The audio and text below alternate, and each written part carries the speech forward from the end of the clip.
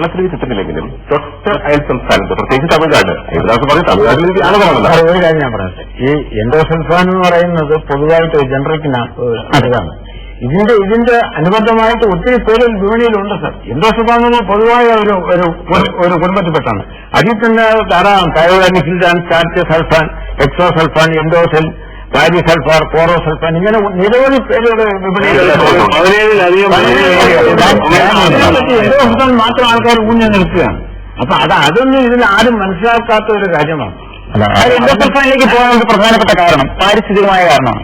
കാരണം മറ്റ് കീടനാശിനികൾ എൻഡോസൾഫാനേക്കാൾ മാരകമാണെന്ന് പറഞ്ഞ പത്ര റിപ്പോർട്ട് എഴുതുമ്പോൾ പരിസ്ഥിതി പ്രവർത്തകർക്ക് അതിനകത്ത് ഉപയോഗിക്കേണ്ടി വരുന്ന സയൻസ് UN സ്റ്റോക്ക്ഹോം കൺവെൻഷൻ ഇത് എടുക്കാനുള്ള പ്രധാനപ്പെട്ട കാരണം ഇത് പെർസിസ്റ്റന്റ് ഓർഗാനിക് പൊല്യൂട്ടന്റ് ആണെന്നുള്ളതാണ്.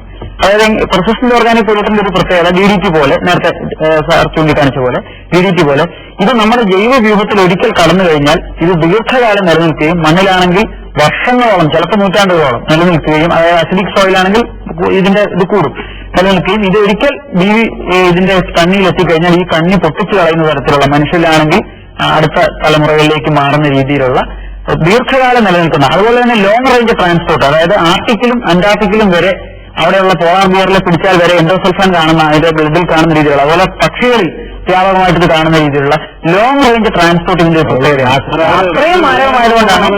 എൻഡോസൾഫാൻ മാത്രമല്ല ഉള്ളത്, പെസ്റ്റിസൈഡാണ്. അത് പെർസിസ്റ്റന്റ് നമ്മുടെ പെസ്റ്റിസൈഡാണ്. മാനസികോ പാരത്തിയോ അതുപോലെ പരാമർ ഇങ്ങനെയുള്ള സാധനങ്ങളെല്ലാം വ്യാപകമായിട്ട് ഉപയോഗിച്ചിരിക്കുക. ഈ പുറമേണ്ട ഒരു ചെറിയ കരി കിട്ടിയാൽ മതി, അപ്പൊ തന്നെ മനുഷ്യൻ വേണം മരിച്ചു. അതിന് എൻഡോസൾഫാനിൽ മാത്രം നമ്മൾ മൊത്തം കീടനാശിനികൾക്കെതിരെ ഒരു ജനരോഷം ഇപ്പൊ കേരളത്തിൽ ഉണ്ടായിട്ടുണ്ട്. ഇത് പ്രയോജനപ്പെടുത്തിക്കൊണ്ട് ഇപ്പൊ കാസർഗോഡ് സർക്കാർ മാതൃകാപരമായ ഒരു പ്രവർത്തനം നടത്തി. റെഡ് യെല്ലോ കാറ്റഗറിയിൽ വരുന്ന മുഴുവൻ കീടനാശിനികളും അവിടെ ഒരു ഗവൺമെന്റ് ഉത്തരവിലൂടെ സർക്കാർ നിരോധിച്ചിരിക്കുകയാണ്. കാസർഗോഡ് ജില്ലയിൽ നിരോധിച്ചു. ഇപ്പൊ 2 മാസം കഴിഞ്ഞു. അവിടെ കൃഷികൾക്ക് വലിയ കുഴപ്പമുള്ളതായിട്ട് കൃഷി ശാസ്ത്രജ്ഞരോ കർഷകരോ ഒന്നും പറയുന്ന റിപ്പോർട്ട് ചെയ്തതായിട്ട് അവിടുത്തെ പത്രങ്ങളൊന്നും വരുന്നില്ല. ഇതൊരു മാതൃകയാക്കിക്കൊണ്ട് കേരളത്തിലെ മുഴുവൻ കീടനാശിനികളും റെഗുലേറ്റ് ചെയ്യുന്ന തരത്തിലും അനാവശ്യമായ എല്ലാ കാറ്റഗറിയിലുള്ള കീടനാശിനി നിരോധിക്കപ്പെട്ടു. കേന്ദ്ര ഗവൺമെന്റ് ചൂണ്ടിക്കാണിക്കുന്ന വിഷയമുണ്ട്. കേരളത്തിലെ ഇപ്പോൾ ഒരു ഫുഡ് ഇൻഫ്ലേഷന്റെ പ്രശ്നം ഇന്ത്യയിൽ ഇങ്ങനെ കടന്നുകൊണ്ടിരിക്കുകയാണ്. ആഹാരത്തിന് വളരെയധികം വില കൂടിക്കഴിഞ്ഞാൽ സാധാരണ ജനങ്ങൾക്ക് ജീവിക്കാൻ ബുദ്ധിമുട്ടാവും. അവർക്ക് ആഹാരത്തിന് വില കൂടി ചിലപ്പോൾ ദൗർലഭ്യം കൊണ്ടാവാം, കൃഷി നാശം കൊണ്ടാവാം, പഞ്ചസാരയുടെ വില അദ്ദേഹം വളരെയധികം കൂടി ക്രമാതീതമായിട്ട് വർദ്ധിച്ചു. പിന്നെ ഇറക്കുമതിയൊക്കെ ആശ്രയിക്കേണ്ടി വന്നു. അപ്പൊ പല പ്രശ്നങ്ങളും. ഫുഡ് ഇൻഫ്ലേഷൻ വന്നു കഴിഞ്ഞാലുള്ള പ്രശ്നം സാധാരണക്കാർക്ക്, പാവപ്പെട്ടവർക്കും കിട്ടുന്ന കാശ്, ചെറിയ കൂലി ആഹാരത്തിന് മാത്രമേ കഴിയൂ. അതിന് മറ്റാവശ്യങ്ങൾക്ക്, പ്രത്യേകിച്ച് കുട്ടികളുടെ വിദ്യാഭ്യാസത്തിന് ചിലവൊക്കെ പൈസയില്ല. അപ്പൊ ഇന്ത്യ ഇതുപോലുള്ള വലിയ വലിയ പ്രശ്നങ്ങൾ അഭിമുഖിച്ചുകൊണ്ടിരിക്കുകയാണ്. അപ്പോൾ കൃഷിയെ പ്രോത്സാഹിപ്പിക്കാൻ ശ്രമിക്കുന്ന ഒരു കേന്ദ്ര ഗവൺമെന്റിന്, ഒരു സർക്കാരിന്, അല്ലെങ്കിൽ കേരള ഗവൺമെന്റ്, സംസ്ഥാന ഗവൺമെന്റിന് ഇത്തരം ഒരു വിഷയത്തിൽ കുറച്ചും കൂടെ ബാലൻസ്ഡ് ആയിട്ടൊരു നിലപാടെടുക്കേണ്ടി വരില്ലേ ഹരീഷ്? ഇതിനകത്ത് ബാലൻസ്ഡ് എന്ന് പറഞ്ഞു കഴിഞ്ഞാൽ നമ്മൾ ആലോചിക്കേണ്ട ഒരു ഘടകം, ഭക്ഷണത്തിന്റെ കൂടെ വിഷം മിക്സ് ചെയ്യുന്ന ഒരു ജീവി, ഒരു വിഷം മനുഷ്യൻ മാത്രമേ കാണുള്ളൂ. അത് ചെയ്യുമ്പോൾ ഏത് അളവിൽ വരെ ആകാം, അല്ലെങ്കിൽ അത് ഉപയോഗിക്കുന്നതിന് വേറെ എന്തെങ്കിലും ഒരു ഓൾട്ടർനേറ്റീവ് ഉണ്ടോ, ഉണ്ടെങ്കിൽ എന്തുകൊണ്ട് നമ്മൾ ഇത് ചെയ്യുന്നു എന്ന് ആലോചിച്ചാൽ തന്നെ ഈ ഓൾട്ടർനേറ്റീവ്സിനെ പറ്റിയുള്ള ആലോചനയുടെ തുടക്കമാവും. ഇപ്പൊ ദൗർഭാഗ്യവശാൽ അങ്ങനെ ഒരു ഓൾട്ടർനേറ്റീവിനെ പറ്റി ആക്റ്റീവായി ചിന്തിക്കുന്നില്ല. കേരള സർക്കാർ ഒരു ബയോഡൈവേഴ്സിറ്റി ഒരു പോളിസി തന്നെ ജൈവ കാർഷിക നയത്തെപ്പറ്റി പറഞ്ഞിട്ടുണ്ടെങ്കിലും അതിന്റെ ഇംപ്ലിമെന്റേഷൻ ലെവലിലൊക്കെ പരാജയപ്പെട്ടു. കഴിഞ്ഞ ദിവസം പറഞ്ഞത്, പ്രത്യേകിച്ച് ജയറാം രമേശ് പറഞ്ഞത്, ഇവർക്ക് ഓൾട്ടർനേറ്റീവ് കണ്ടുപിടിക്കണം. ഓൾട്ടർനേറ്റീവ് കണ്ടുപിടിച്ചതിന് ശേഷം ഘട്ടഘട്ടമായിട്ട് ഈ എൻഡോസൾഫാൻ അല്ലെങ്കിൽ അതുമായിട്ട് ബന്ധപ്പെട്ട് പിൻവലിക്കുന്നുണ്ട്. അതിന് ഒരു സാധ്യതയുണ്ട്. പക്ഷെ അത്തരത്തിലുള്ള സാധ്യതകളിലേക്ക് നമ്മുടെ സർക്കാരുകൾ പോകുന്നതായിട്ട് നമ്മൾ കാണുന്നില്ല.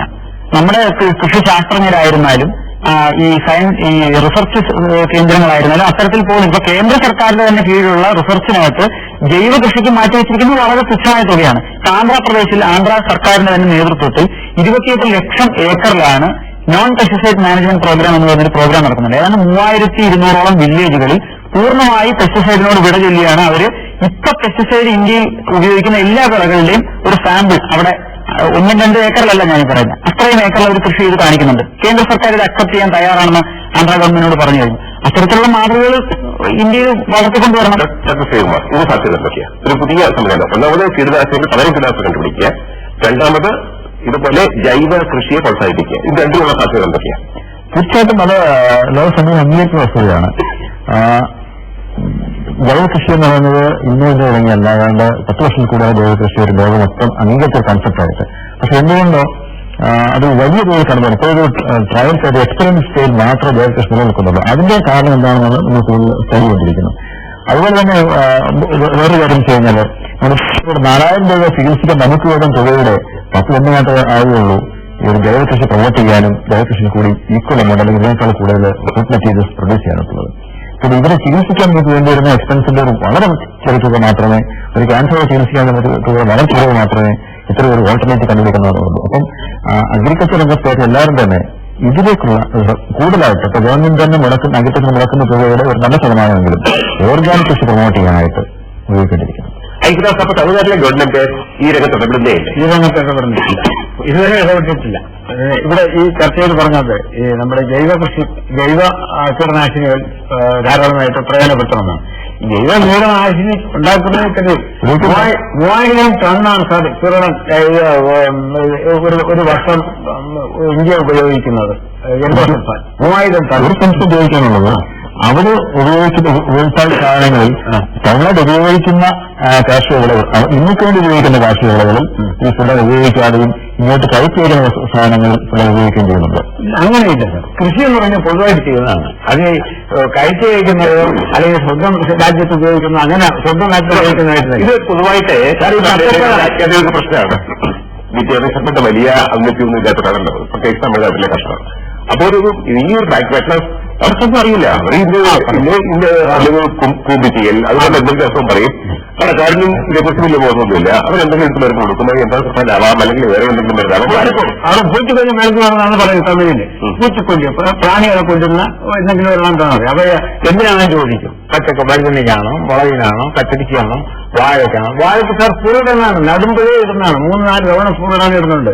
ഈ നമുക്ക് ഇവിടെ വരുന്ന വലിയ വലിപ്പമുള്ള കപ്പപ്പഴം, റെഡ് കപ്പ എന്ന് പറയുന്ന സാധനം സാർ ഓരോന്നും വാങ്ങിക്കഴിഞ്ഞാൽ സാറിന് കഴിക്കാൻ പറ്റില്ല. കഴിച്ചുകഴിഞ്ഞാൽ ഒരു ചെറിയ തലയ്ക്ക് രൂപമാണ്. ഈ പൂരിടലിന്റെ എഫക്റ്റാണ് സാർ. ഇതൊന്നും ആരും ഇതുവരെ ഒന്നും പറയുന്നില്ല, സംഭവങ്ങളൊന്നും പറയുന്നില്ല. നമ്മുടെ ബീച്ച് വഴുതനക്കെതിരായിട്ടൊന്നും ഓരോ അങ്ങനെ വരുമ്പോൾ ഈ ബ്യൂട്ടി സാധനങ്ങൾ ബയോളജിക്കൽ മാറ്റം പറ്റിയ സാധനങ്ങൾ ഈ ഇത്തരം കീടനാശിനി ഉപയോഗിക്കുന്ന സാധനങ്ങളെക്കാളും നല്ലതല്ലേ? കാരണം ബീറ്റ് ഉപയോഗിക്കുമ്പോൾ ഇത്തരം കീടനാശിനികൾ കുറയ്ക്കാൻ സാധിക്കുന്നുണ്ട്. നമുക്ക് ഈ ലോകത്ത് ഈ ഇന്ത്യയിൽ ആൾക്കാർക്ക് ഭക്ഷണം പറയുന്നു. നമുക്ക് നമ്മൾ വേറെ ഓൾട്ടർനേറ്റീവ് ഓരോ പറഞ്ഞുകൊണ്ടിരിക്കാനല്ല, അത് എത്ര ഉള്ളൂ. വരുന്നുള്ളത് ബയോളജി ഓർഗാനിക് ഫാമിങ്ങിനെ പ്രൊമോട്ട് ചെയ്യാനായിട്ട് സർക്കാർ തലത്തിലും അതുപോലെ തന്നെ ഈ ബയോളജിക്കൽ ട്രാൻസ്ഫർ ചെയ്ത BT തുടങ്ങിയ അതുള്ള സാധനങ്ങൾ ഇതിന് വളരെ കുറച്ച് മാത്രമേ പെസ്റ്റിസൈഡ്സിലോ ഇതൊക്കെ ഉപയോഗിക്കാൻ വരുന്നുള്ളൂ. സാധനങ്ങൾ